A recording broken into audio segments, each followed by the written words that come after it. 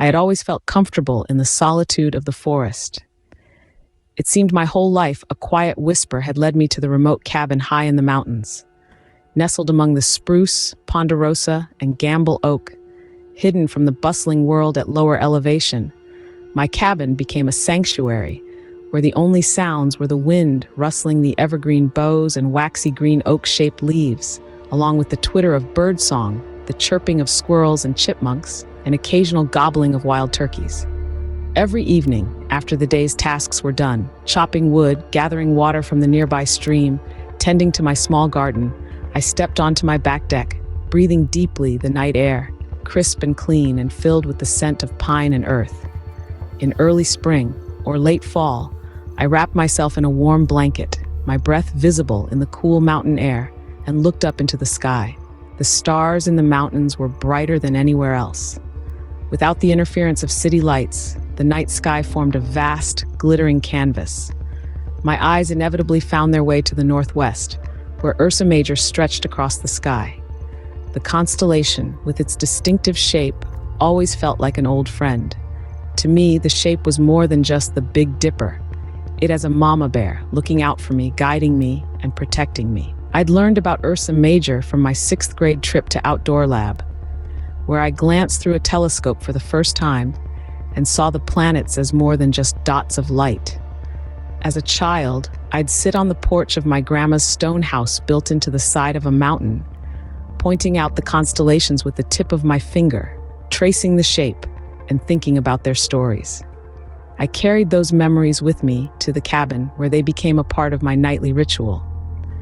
Standing on the deck, I felt a connection not only to the stars but to my past and future, as if I were standing beside my younger and older selves, sharing the quiet beauty of the night.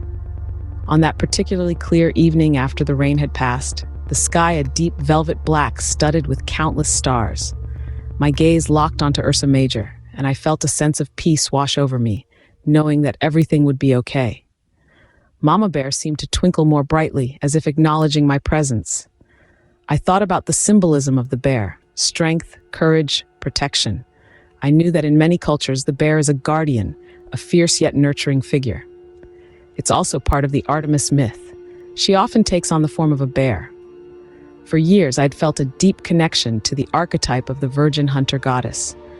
I took a deep breath, reveling in the forest scent so familiar to me, and I felt the weight of anxiety lift. I knew everything would work out fine.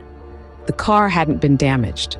I just needed a little help from my neighbor Tom and a tow chain. The stars, the mountains, and Ursa Major, my celestial guardian, were always there with me, guiding me through the darkness and reminding me of my inner strength. As I stood on the deck that night, bathed in starlight, I felt a profound connection to the universe. The mountains, the cabin, and the night sky were all part of a larger tapestry, one that included my love of the land and the enduring presence of Ursa Major. I whispered a quiet thank you to the stars, feeling their light and guidance deep in my soul. Nights in the mountains were quiet and peaceful in a profound way. I slept better at the cabin than anywhere else I'd ever lived. I chose the stillness, far away from the city traffic, the lights, the endless waves of wireless communication passing through my body. Each evening, I'd step onto the deck and look up, finding my mama bear in the sky.